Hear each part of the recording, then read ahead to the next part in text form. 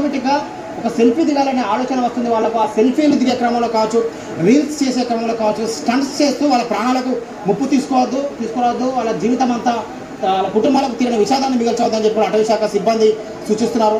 Protection wall కూడా నిర్మించారు. ఎవరు కూడా ప్రొటెక్షన్ వాల్ దాటి అవతలికి వెళ్లకుండా ముందు జాగ్రత్త చర్యలు చేపట్టారు. సేమ్ టైంలో ఏదైనా హెవీ ఫ్లడ్ వచ్చినా కూడా ఈ ప్రొటెక్షన్ వాల్ అవతలకి కొట్టుకుపోయే ప్రమాదం లేకుండా, ఎలాంటి ప్రాణ నష్టం లేకుండా ముందు జాగ్రత్త చర్యలు చేపట్టారు. గతంలో జరిగినటువంటి అనేక ప్రమాదాలు కావచ్చు, ఈ మధ్యకాలంలో అనేక ప్రాంతాల్లో సంభవిస్తున్న ప్రమాదాలను ఉత్సాహం ప్రదర్శించడం ఆందోళన కలిగిస్తోంది.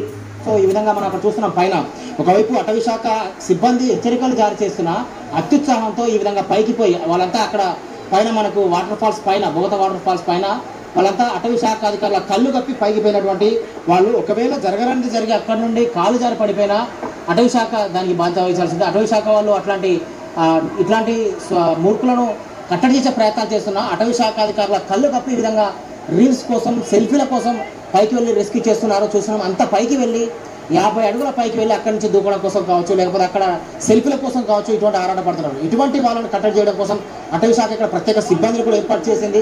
కానీ అటవీ శాఖ సిబ్బంది అట్లాంటి వాళ్ళపైన కఠిన చర్యలు తీసుకుంటేనే ప్రమాదాలను పూర్తి స్థాయిలో నివారించవచ్చు. ఇక్కడ వచ్చే వాళ్ళు కూడా, సందర్శకులు కూడా సూచిస్తున్నారు. మొత్తంగా ప్రకృతి ప్రేమికులను రారమ్మంటోన్న బొగత జలపాతం దగ్గర సందర్శకులు చాలా జాగ్రత్తగా ఉండాలని అధికారులు సూచిస్తున్నారు. డేంజర్ జోన్ లో గేమ్స్ వద్దని హెచ్చరిస్తున్నారు. జలపాతాల వద్ద జాగ్రత్తగా ఉండాలని, పట్టు తప్పితే ప్రాణాలు పోగొట్టుకుంటారని